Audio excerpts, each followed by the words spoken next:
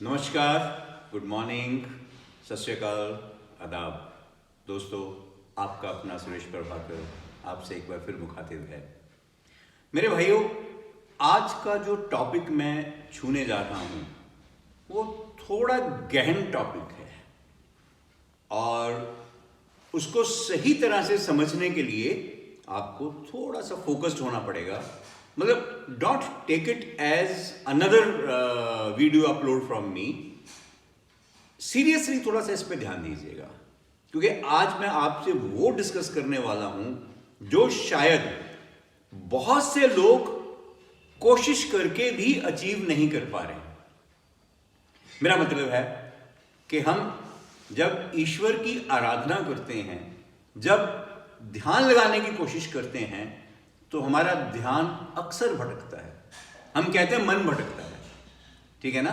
वो एक्चुअली हम फोकस नहीं हो पाते, एक जगह के ऊपर कंसंट्रेट नहीं हो पाते। तो उसी टॉपिक को मैं एक अपने ही ढंग से आपको समझाने जा रहा हूं, जो समझने के लिए आपको थोड़ा सा मेरे साथ जुड़ना पड़ेगा। इधर उधर से ध्यान हटा के kindly focus on what I am conveying. जो मैं आपको बताने जा रहा हूं उस पर थोड़ा ध्यान से सुनिएगा और उसको कोशिश करिएगा अपनी रूटीन में, रोजाना जिंदगी में उतारने की। दोस्तों, सबसे पहले जब इंसान पैदा होता है वो एक शरीर लेके आता है, ठीक है ना। वो तो बच्चा है, उसे नहीं पता। हम उसे अपने हिसाब से ट्रेन करना शुरू कर देते हैं। जैसे जैसे बड़ा होता है वो दुनिया का एक हिस्सा बनना शुरू हो जाता है, दुनियादारी सीखनी शुरू कर देता है।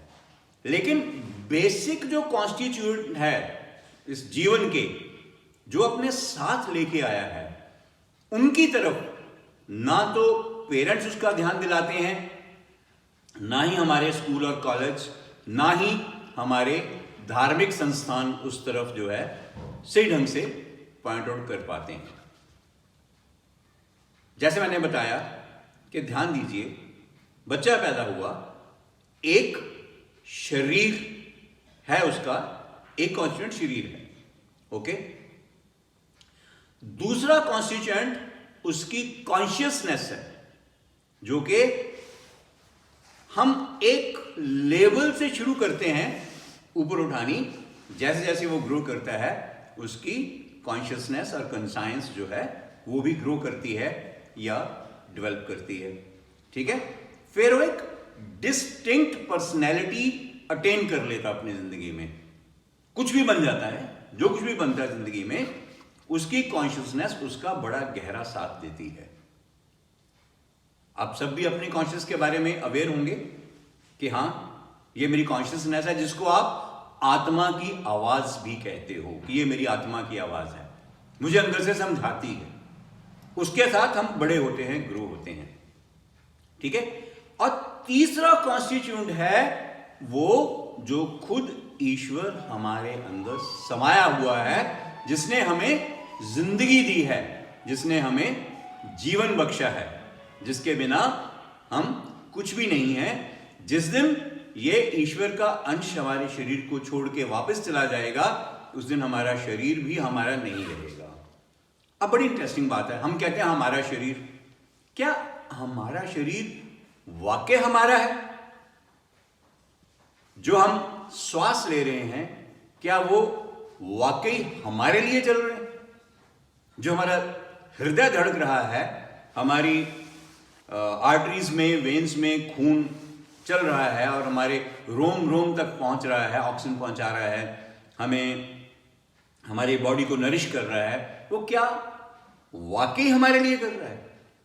अगर वो हमारे लिए कर रहा है, तो जब शरीर से ये ईश्वर का अंश निकल के चला जाता है, फिर एकदम से वो क्यों रुक जाता है? अगर वो हमारे लिए काम करता है तो उसको काम करते रहना चाहिए। नहीं करता ना, सब कुछ बंद हो जाता है। कॉन्शियस भी डेड हो जाती है, सोचने की शक्ति खत्म हो जाती है, श्वास रुक जाते हैं, हृदय रुक जाता है, सारी गतिविधियां शून्य हो जाती हैं, जीरो हो जाती हैं, जब वो शरीर से जो एनर्जी है, जो स्पार्क है, जो इलेक्ट्रिसिटी है, वो चले जाती है।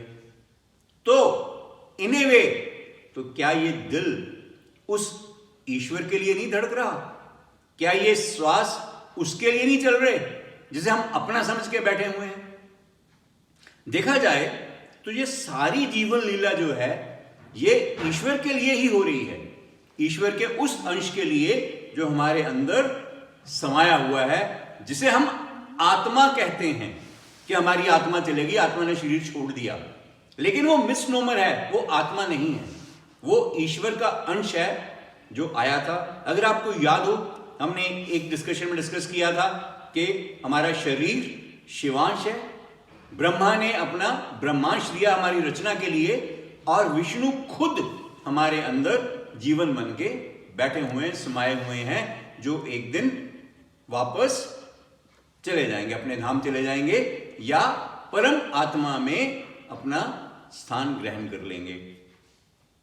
शिवांश खत्म हो जाएगा, दफना दिया जाएगा या जला दिया जाएगा। ब्रह्मांश ब्रह्म में मिल जाएगा, लीन हो जाएगा, और जो ईश्वर का अंश हमारे अंदर जीवन बन के बैठा है वो जाके ईश्वर में मिल जाएगा। तो पीछे बचा क्या? बची हमारी कॉन्शियस। जो हमारी कॉन्शियस है वो ही हम हैं, वो ही हमारी आत्मा है, वो हमारी आइडेंटिटी है। हमारा शरीर हमारी आइडेंटिटी नहीं है। तो ये तीन चीजें समझनी, जाननी, परखनी बहुत जरूरी है हमारे लिए अगर हमने ईश्वर से जुड़ना है। हमारे अंदर, हमारे शरीर के अंदर या हमारे जीवन में हमारे पास निजी तौर पे एक हमारा शरीर है, एक हमारी कॉन्शियस है, और एक ईश्वर है हमारे अंदर बैठे हुए, एनर्जी की फॉर्म में, रोशनी की फॉर्म में। हम दिया जलाते हैं ना, घर में भी दिया जलता है या मंदिरों में दिया जलता है, या वैसे ही हम कैंडल जलाते हैं, मोमबत्ती जलाते हैं तो रोशनी के लिए, ठीक है ना। तो वो रोशनी जो हमारे अंदर बैठा ईश्वर का अंश है वही हमें रोशनी दे रहा है, वही हमें तेज दे रहा है। ये तो हो गए तीन कॉन्स्टिट्यूएंट्स ऑफ लाइफ। अब मैं आपको लेके जा रहा हूं उस जर्नी पे जो आपको एक उस स्टेज पे ले जाएगी जहां पे आपकी अटेंशन डिवाइड होने से रुक करके आप फोकस कर पाएंगे। लेकिन उसके लिए आपको अपने शरीर को समझना बहुत जरूरी है कि हमारा शरीर, जैसे मैंने पहले भी जिक्र किया था कि हमारे 7 शरीर होते हैं। वो 7 शरीर एक्चुअली 7 शरीर नहीं है, 7 स्टेजेस हैं, 7 रंग्स ऑफ ए लैडर हैं, अध्यात्म लैडर के 7 सीढ़ियां हैं। अब उसको मैं आपकी ही लैंग्वेज में समझाने जा रहा हूं, जरा ध्यान से समझिएगा। नंबर 1 हमारा भौतिक शरीर, जो हमारा शरीर जो लोगों को नजर आता है, जो हमें आईने में नजर आता है, जिसको लेकर के हम चलते हैं, अपने कार्य करते हैं, रोज काम पे जाते हैं, जिसके साथ हम रहते हैं। तो ये हो गया हमारा भौतिक शरीर। ये हमारे भौतिक शरीर में अकेले हम नहीं हैं। जो 5 भूत कुदरत ने, ईश्वर ने हमारे संग जोड़े हैं ना, ये काम, क्रोध, लोभ, मोह और अहंकार, ये पांचों के पांचों हमारे पड़ोसी हैं। पड़ोसी हैं या को ड्वेलर्स हैं, जो हमारे इसी शरीर के अंदर हमारे साथ रहते हैं और समय समय पे हमें उकसाते हैं, ठीक है। काम उत्तेजना देता है, क्रोध छोटी छोटी बातों पे गुस्सा ले आता है हमें, लोभ लालच हमें चोरी के लिए या झूठ बोलने के लिए उकसाता है, मोह हमें बांधता है औरों के साथ, अपने परिवार के साथ, और अहंकार हमें एक अलग पहचान देता है लेकिन हमें बाकियों से दूर करता है। लेकिन ये इंटरैक्टिंग नेबर्स हैं या इंटरैक्टिंग को ड्वेलर्स हैं जो भौतिक शरीर में हमारे साथ रहते हैं। अनफॉर्चुनेटली हम इनको प्रेजेंट नहीं रहते। इनके ऊपर प्रेजेंट रहना या इनके प्रति जागरूक रहना, सतर्क रहना एक अपने आप में कला है और जिंदगी की एक जरूरत भी है, और इसके ऊपर सजग रहने से ही हम इसको कंट्रोल कर सकते हैं कॉन्शियसली। अगर हम काम के ऊपर सजग होंगे, हमारा मन, हमारा तन किसी की तरफ खिंचा जा रहा है, हमारे अंदर काम उत्तेजना पैदा कर रहा है, तो अगर हम इसके ऊपर जागरूक हो जाते हैं और देखते हैं कि ये क्या है और क्यों पैदा हो रही, कहां से पैदा हो रही है, ये अपने आप शांत होनी शुरू हो जाती है। ऐसे ही क्रोध, जब भी क्रोध आता है, अगर हम क्रोध के ऊपर जागरूक होकर, अलर्ट होकर उसको एनालाइज करें कि ये क्रोध क्या है, क्यों आ रहा है, कहां से आ रहा है, रीजन क्या है, क्या वाकई ही जिस पे क्रोध आ रहा है वो गलत है या मैं भी गलत हो सकता हूं। अगर आप इस चीज के ऊपर फोकस करेंगे तो क्रोध भी शांत हो जाएगा। ऐसे ही हर चीज, कोई चीज आपका मन कोई चीज उठाने को कर रहा है, कोई चीज चुराने को कर रहा है, ठीक है, कोई चीज अच्छी लग रही है, आप सोच रहे हैं मैं इसको उठा लूं। अगर आप जागरूक हो जाएंगे, अरे यार ये मैं क्या कर रहा हूं, अगर आपकी कॉन्शियस एक्टिव हो जाएगी तो ये पांचों भूत अपने आप डिप्रेस होना शुरू हो जाएंगे, सप्रेस होना शुरू हो जाएंगे और आप इनसे मुक्ति भी पा सकते हैं, पांचों से। लेकिन इसके लिए आपको जागरूक होना पड़ेगा और कॉन्टिन्यूस प्रैक्टिस करनी पड़ेगी, तभी आप इनको पकड़ पाएंगे या इनके ऊपर कंट्रोल कर पाएंगे। तो ये आपके कोड वैल्यूज हो गए फर्स्ट स्टेज के, फर्स्ट बॉडी के, फिजिकल बॉडी के। क्लियर? यहां तक समझ आ गया? कोई डाउट तो नहीं? आगे बढ़े, क्योंकि एक एक रंग ऊपर चढ़ रहे हैं सीढ़ी, तो हमें पूरा समझ के सोच के ही आगे बढ़ना होगा। दूसरे रंग पे, दूसरे पायदान पे, या जिसको हम दूसरा शरीर कहते हैं, जिसको केमिकल शरीर का नाम भी दिया गया है, वो जो शरीर है वो बड़ा इंपॉर्टेंट शरीर है। वो actually second stage of spiritual growth है। ये जो केमिकल बॉडी है या सेकंड स्टेज है, this is a sort of policing system. अपनी सोसाइटी में हम रहते हैं, शरीफ लोग भी रहते हैं, बदमाश लोग भी रहते हैं, चोर लोग भी रहते हैं, हर किस्म के लोग हैं ना सोसाइटी में। तो उसको कंट्रोल करने के लिए सोसाइटी के ऊपर एक पुलिस डिपार्टमेंट होता है, पुलिस होती है ना, सेंट्रली कंट्रोल्ड सिस्टम है, जिसके आगे सब यूनिट्स हैं। स्टेट में उसका डिस्ट्रिक्ट वाइज यूनिट आ गया, सिटी वाइज यूनिट आ गया, ब्रांचेस हैं, आखिर में छोटी छोटी चौकी होती है। जो उनका काम क्या है, पुलिस का काम क्या है? पुलिस का काम है समाज में गलत अंशों के ऊपर निगरानी रखनी, उनको कंट्रोल करना, ठीक है ना। कोई गलती करता है उसको पकड़ना, जेल ले जाते हैं, सजा दिलवाते हैं सिस्टम से। तो ऐसे ही जो सेकंड बॉडी है वो एक पुलिसिंग सिस्टम है जो हमारे शरीर में एक्टिव है। अब देखो, बड़े समझने वाली बात है ये, पुलिस हमारी हमेशा ही अच्छा काम नहीं करती। आप नोट करो, समाज में बहुत सारे गलत काम जो होते हैं वो पुलिस के सहयोग से भी होते हैं, उनकी छत्र छाया से भी होते हैं। मैं क्रिटिसाइज नहीं कर रहा पुलिस को, लेकिन ऐसा देखा गया है कि ऐसा होता है। अगर कहीं पे अंडरवर्ल्ड पनप रही है तो कहीं ना कहीं ऊपर से स्पोर्ट है तो पनप रही है। गुंडागर्दी, चोरियां, स्नैचिंग होती हैं। कहते हैं ना, पुलिस वालों को पहले ही पता होता है कि इस तरह के कौन कौन गुंडे क्या करते हैं। तो मतलब ये it's an example to exemplify the system. ये जो हमारी सेकंड बॉडी है ये भी एग्जैक्टली पुलिसिंग का ही काम करती है। ये जो हम कह रहे हैं हमारे काम, क्रोध, लोभ, मोह, अहंकार, 5 गलत तत्व हमारे साथ को डवेल कर रहे हैं, साथ में रह रहे हैं, उनको कंट्रोल करने में भी ये काम करती है बॉडी, और उनको काम करने देने में भी मदद करती है ये बॉडी। समझ आया? अगर आप कुछ गलत करना चाह रहे हैं तो उसको करने के लिए आपके भौतिक शरीर को काबिलता, एबिलिटी जो है वो भी यही बॉडी देती है, सेकंड बॉडी देती है, केमिकल बॉडी देती है। और अगर आप उसे कंट्रोल करना चाहते हैं तो भी आपको ये बॉडी ही कंट्रोल करने में मदद करती है। तो इसको समझना, इसके साथ जुड़ना, इसके ऊपर सतर्क रहना, इस काबिल बनना कि ये आपके आदेशों का पालन कर सके, ये आपको प्रैक्टिस से करना होगा। अगर आप अपनी सेकंड बॉडी को आदेश देंगे कि मेरे मन में इस प्रति ये गलत विचार आ रहा है, मेरा सामने वाले शख्स से लड़ने को मन कर रहा है लेकिन मैं लड़ना नहीं चाहता, मेरी मदद करो, तो इमीडिएटली ये ऐसे केमिकल्स क्रिएट करेगी जो कि आपके गुस्से को, आपके मन को सप्रेस करेगी और आपका गुस्सा शांत हो जाएगा। ये चीज आप एक्सपेरिमेंट करके देखें। आप काम वासना की फीलिंग आ रही है तो भी ये मदद करेगी, लोभ आ रहा है तो भी ये फीलिंग मदद करेगी, अहंकार आ रहा है तो भी यही बॉडी आपकी मदद करेगी। तो आपकी सेकंड बॉडी जो है वो है पुलिसिंग डिपार्टमेंट। अब आगे बढ़ते हैं। जो थर्ड बॉडी है, थर्ड स्टेज है, वो है ब्यूरोक्रेसी। ब्यूरोक्रेसी समझते हो? जैसे डिस्ट्रिक्ट एडमिनिस्ट्रेशन के लिए एक डिप्टी कमिश्नर होता है, उसको सपोर्टिंग गवर्नमेंट की तरफ से डेप्यूटेड गवर्नमेंट ऑफिसर्स होते हैं जो आईएएस एंड पीसीएस वगैरह करके आते हैं या स्टेट कॉम्पिटिटिव एग्जाम्स क्लियर करके आते हैं। तो ये जो बॉडी है गवर्नमेंट की, लोकल गवर्नमेंट की, उसको जो है वो आगे इवन पुलिस को भी वही कंट्रोल करती है, उनको आगे आदेश देती है, निर्देश देती है, गाइडलाइंस देती है और समाज को कंट्रोल करती है। तो हमारा जो थर्ड रंग है जिसको इलेक्ट्रिक बॉडी बोलते हैं, वो एक किस्म से एक ब्यूरोक्रेटिक ऑर्गेनाइजेशन है जो आपकी सेकंड बॉडी और भौतिक बॉडी को निर्देश देती है, कोई भी काम करने के लिए आपको सक्षम बनाती है। क्लियर?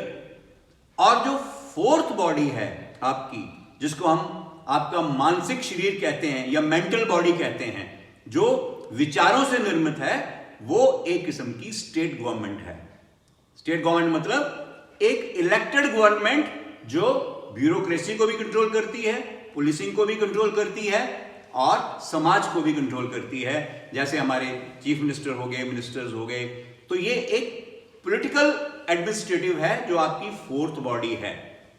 अब जो भौतिक बॉडी थी वहां पे सबसे ज्यादा उपद्रव है, ठीक है ना? वहां पे उथल पुथल होती रहती है, काम क्रोध लोभ मोह अहंकार हमें उकसाते रहते हैं और भटकाते रहते हैं, अच्छे बुरे कर्म करवाते रहते हैं। जो पुलिसिंग है वो एक किस्म का शांत डिपार्टमेंट है और चुपचाप काम करता है। जैसे उनको या तो ऊपर से निर्देश आएंगे ब्यूरोक्रेसी से, या स्टेट गवर्नमेंट से आएंगे, या आपकी कंप्लेंट जाएगी तो वो काम करेंगे, नहीं तो सिर्फ एक ऑब्जर्वेशनल बॉडी बन के बैठी हुई है, ठीक है? वो शांत बॉडी है। पहली बॉडी में उपद्रव है, दूसरी शांत है, और तीसरी जो ब्यूरोक्रेटिक बॉडी है, जो इलेक्ट्रिक बॉडी जो हमारी है थर्ड वाली, वहां पे ना उपद्रव है ना शांति है।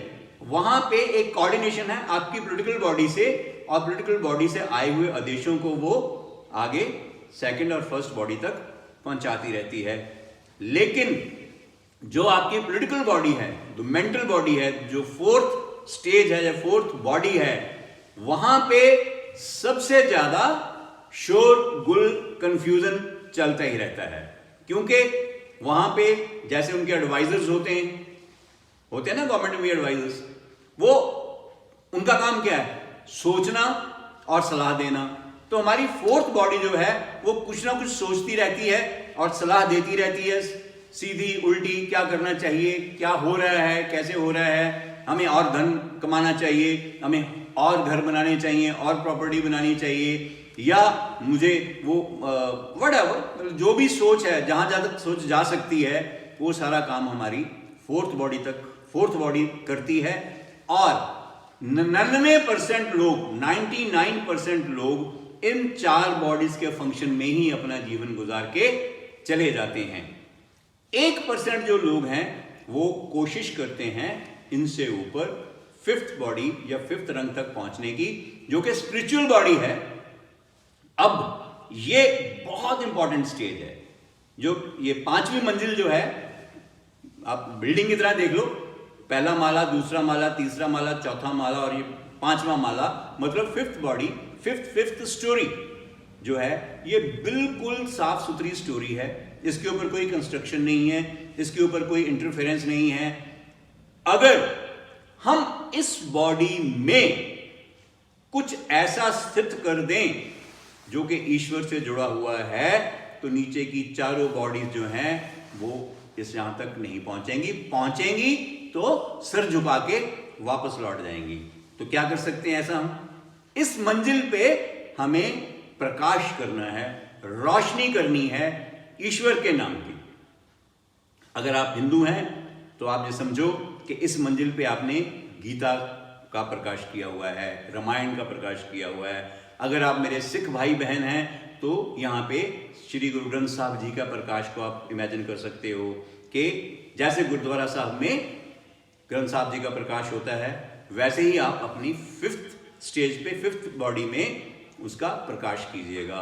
आप बाइबल का प्रकाश कर सकते हैं, आप कुरान का प्रकाश कर सकते हैं। ऑब्जेक्टिव ये है कि आप जब फिफ्थ बॉडी पे पहुंचे तो आप स्वयं नतमस्तक हो जाएं, खुद शीश निवाएं, वहां पे शीश झुकाएं और प्रैक्टिकली जैसे आप मंदिर, गुरुद्वारा, मस्जिद या चर्च में जाकर के एक बार, एक पल के लिए तन मन से समर्पित होकर प्रणाम करते हैं, ठीक उसी तरह आपको अपनी इस स्टेज पे, इस मंजिल पे आके प्रकाशित, जो हाइपोथेटिकल प्रकाशित स्ट्रक्चर है, उसको नतमस्तक होना है और वहां पे आपकी यात्रा शुरू होगी शांति की, peace of mind, peace of mind की। ठीक है, यहां पे कोई कौतूहल नहीं है, कोई शोरगुल नहीं है, परफेक्ट शांति है, कोई उपद्रव नहीं है। ठीक है, जब भी हम परमात्मा से जुड़ने की कोशिश करते हैं, हमें अवेयर होके बढ़ना है कि ये मैं पहली मंजिल से दूसरी मंजिल पे आ गया, दूसरी मंजिल को आदेश दो कि कोई भी उपद्रव जो है उसको शांत करो, मुझे डिस्टर्बेंस नहीं चाहिए। थर्ड स्टेज पे आओ, ब्यूरोक्रेसी को रिक्वेस्ट करो कि भाई साहब आदेश दें पुलिसिंग डिपार्टमेंट को, सेकंड बॉडी को, कि मुझे कोई डिस्टर्बेंस ना हो। फोर्थ पे आए, आदेश दें कि no disturbance required, I am going to connect with my source, my origin, my loved one, my father, my God. वहां पे बैठें, वहां पे इमेजिन करें कि आप बैठे हुए हैं और आप जो प्रकाश हो रहा है, जो कथा हो रही है, आप उसको सुन रहे हैं, या नहीं भी सुन रहे तो इमेजिन कि आप नतमस्तक होकर उसके सामने बैठे हुए हैं। ओके, अब जो इसके ऊपर की सिक्स्थ बॉडी है वो again very peaceful, clean, neat, no disturbance zone है। That is for your meditation, that is for becoming one with the God. उस मंजिल में, उस स्टेज पे पहुंच करके आप अपने आप पे फोकस करें, अपने तीनों अंशों को देखें कि हां, ये मेरा शरीर है जो एक दिन नष्ट होना है, खत्म होना है। ये मेरी कॉन्शियसनेस है जो मेरे शरीर के बाद भी रहेगी, आत्मा के रूप में रहेगी, जिसको अगले जन्म में, अगले शरीर में ट्रांसफर होना है, या जिसको मोक्ष तक की यात्रा तय करनी है। और जो तीसरा सबसे इंपॉर्टेंट कॉन्स्टिट्यूएंट है अपनी बॉडी का, अपने अंदर समाया हुआ है, ईश्वर का अंश, वाहिगुरु का अंश, उस अल्लाह का अंश, उस गॉड का अंश, उसे आपने देखना है, समझना है। यहां पे आपका साक्षात्कार होगा, वन टू वन फेसिंग होगी उस रोशनी के साथ जो आपके शरीर को जिंदा रखे हुए है, आपको जिंदा रखे हुए है, जो कि आपके शरीर में है। एक्चुअली ये शरीर उसी का है, आपका नहीं है, मेरा नहीं है। ये शरीर उसी का है, उसी की सेवा में हम जो कॉन्शियस के रूप में बैठे हुए हैं। लेकिन हम इतने शैतान और इतने एक्टिव और इतने उपद्रवी हैं कि हम उस साक्षी को जो हमारे अंदर रोशनी के रूप में बैठा हुआ है, उसे सुला करके खुद अपनी मनमानी करनी शुरू कर देते हैं। और यही कारण है कि हमें आगे जाके ये कार्मिक थ्योरी बन जाती है और हमें कर्मों के हिसाब से सजा मिलती है, और फिर जन्म मिलता है, और फिर एक जिंदगी आती है, फिर सुख दुख हम भोगते हैं। तो यहां पे, यहीं पे आपको आपका अनहद राग सुनेगा, अनहद नाद सुनेगा, एक कॉन्टिन्यूस आवाज जो कि लगातार चलती है, जो कि आप ये समझो, अगर कॉस्मिक एनर्जी में यूज कर दूं वर्ड, तो सी की आवाज है, कॉन्टिन्यूस सी की आवाज आपको सुनती रहेगी। वो अनहद नाद भी आपको इसी स्टेज पे, इसी मंजिल पे आके, छठी मंजिल पे आके सुनेगा। और जो सातवीं मंजिल है वो साक्षात ब्रह्म की मंजिल है, वो ईश्वर की घर है, ईश्वर का, प्रभु का, गॉड का वो जो अबोर्ड है, उसका रेजिडेंस है, वो निर्वाणा की स्टेज है। उस तक हम इस शरीर के साथ नहीं जा सकते, इस शरीर के बाद वहां पहुंच सकते हैं। लेकिन छठी मंजिल तक हम अपने शरीर के साथ बैठ के मेडिटेशन कर सकते हैं और वहां तक पहुंच सकते हैं। दोस्तों, मैं समझता हूं कि आपको मेरी आज की जो प्रेजेंटेशन है वो समझ आई होगी। इसको सिर्फ समझना नहीं है, इसको प्रैक्टिस करना है, अपनी ज़िंदगी में उतारना है। उतारें, आगे बढ़ें, बी ब्लेस्ड। ईश्वर करे आप अंदर बैठे हुए अपने ईश्वर को देख सकें, साक्षात्कार कर सकें, और ज़िंदगी में जो एक ऑब्जेक्टिव है इष्ट का, जो आपको ईश्वर तक पहुंचाने, ईश्वर से जोड़ने का जो मेरा मकसद, मेरा मंतव्य है इष्ट के थ्रू, इष्ट means institute of spiritual holistic transformation, जो मैंने एक वर्चुअल इंस्टीट्यूट शुरू किया है, उसके थ्रू आपको वहाँ पहुँचाने का जो मेरा मंतव्य है वो पूरा तभी होगा अगर आप वहाँ पहुँच पाएंगे। और अगर आपको इस यात्रा में कहीं भी कभी भी कोई डिफिकल्टी आए तो आप मेरे इसी अपलोड के ऊपर, इसी वीडियो के ऊपर अपने क्वेश्चंस डाल सकते हैं, ताकि मैं उनको आपको सही उत्तर दे सकूं। तो अगर आपको मेरी प्रेजेंटेशन अच्छी लगी हो तो वीडियो को सब्सक्राइब करना मत भूलिएगा, ये मेरी आपसे रिक्वेस्ट है। भाइयों, बहनों, बच्चियों, दोस्तों, बी ब्लेस्ड ऑलवेज। आपको ईश्वर आपका सदा ख्याल रखे, तंदुरुस्त रखे। God bless you. Bye bye.